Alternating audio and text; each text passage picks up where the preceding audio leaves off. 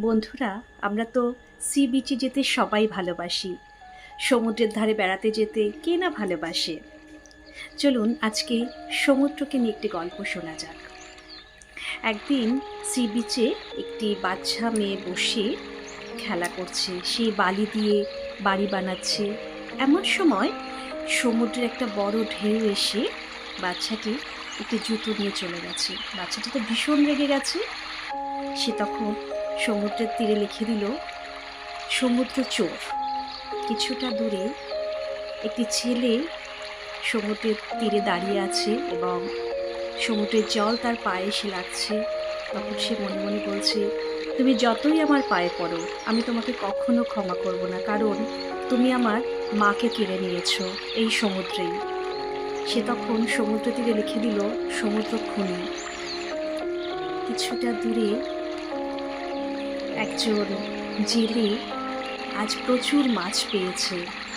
সে ভীষণ খুশি। সে জানে এই মাছগুলো সে শহরের বাজারে গিয়ে বিক্রি করে প্রচুর টাকা পাবে এবং এটার মাধ্যমে সে তার বাড়ির জন্য খাবার নিয়ে যেতে পারবে, বাড়ির বাচ্চাদের জন্য জিনিসপত্র কিনে নিয়ে যেতে পারবে।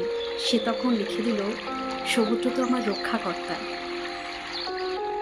সমুদ্র তীর দিয়ে একজন বৃদ্ধ হেঁটে আসছেন এবং সে দূর থেকে দেখতে পাচ্ছে একটি চকচকে পাথর। পাথরটা সে হাতে তুলে নিয়ে বুঝতে পারল যে পাথরটা ভীষণ মূল্যবান। ব্যক্তিটি ভীষণ খুশি। সে তখন সমুদ্র তীরে লিখে দিল, সমুদ্র দানু। এই কিছুক্ষণ পরে সমুদ্রে একটা বড় ঢেউ এসে এই সমস্ত লেখাগুলোকে মুছে দিয়ে সমুদ্রটিকে আবার সমান করে দিল। বন্ধুরা, গল্পটা খুবই ছোট, কিন্তু যদি দেখা যায় গল্পটার মানে কিন্তু অনেকটা গভীর।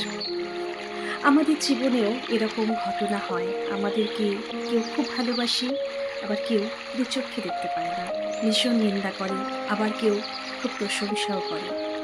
কিন্তু আমরা যদি এই কমেন্টগুলোকে বা তাদের এই বলা কথাগুলোকে ধরে থেমে যাই, তাহলে তো আমাদের কাজ করা হবে না। ঠিক যেভাবে সমুদ্র নিজের কাজে মন দিয়েছে, সমুদ্রকে অনেকে অনেকভাবে দেখেছে, কিন্তু সমুদ্র তার কাজ করে যাচ্ছে। আমাদেরও তাই নিজের কাজে মন দিয়ে এগিয়ে যেতে হবে।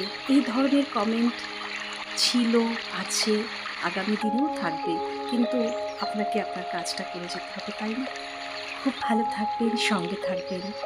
যদি আপনারা আপনাদের কোনো অভিজ্ঞতা শেয়ার করতে চান, এই চ্যানেলে এসে অবশ্যই শেয়ার করবেন। ধন্যবাদ।